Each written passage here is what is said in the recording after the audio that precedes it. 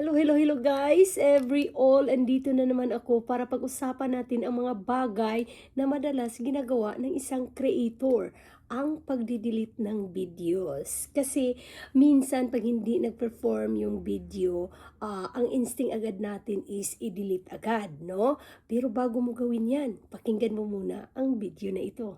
Baka may matutunan ka. Una, bakit gusto natin mag-delete ng videos? Well, actually, normal lang yan. Minsan, feeling natin pangit ang videos, low views, or walang engagement. So, iniisip agad natin, bakit kailangan ko tong i-keep? Burahin na lang, no? Pero, hindi laging tama ang desisyon na yon, no?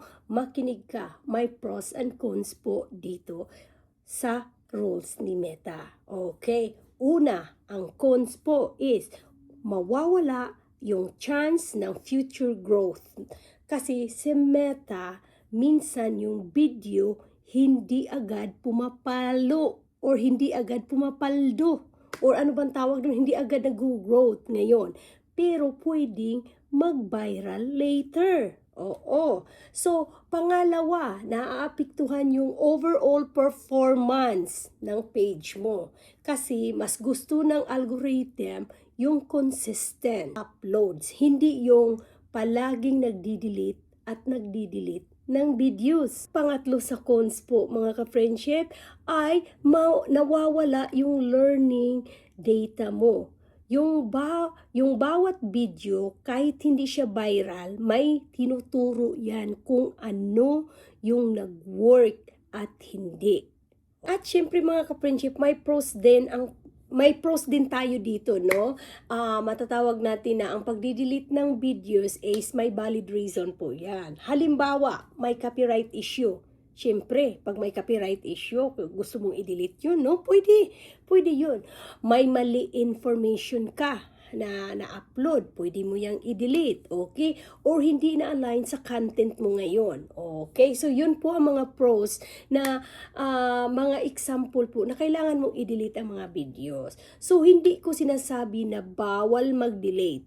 Ang point lang is huwag basta-basta mag-delete. Okay? Kasi ang totoo sa content creation, hindi lahat ng video magiging viral agad. Totoo po yan. Hindi lahat ng video magiging viral agad.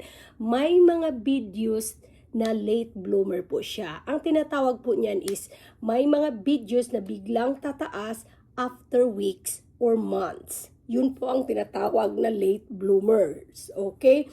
So, kung lagi kang nagdi-delete, possible na tinatanggal mo yung future chance mo.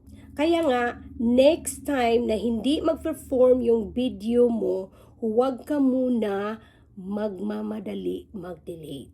Bigyan mo ng time, hayaan mo muna siya, at bigyan ng time, yung maraming time. Hindi naman tayo nagmamadali dito, di ba? Kasi sa content creation, minsan yung low views today, tomorrow, viral. Or pwede siyang mag-viral the next month, no? Kaya tuloy-tuloy lang tayo mga ka-friendship. Ang may advice ko lang, be consistent. Yun po talaga ang susi. Okay? So, yun lang po ang aking may share today. Thank you for watching and God bless you all.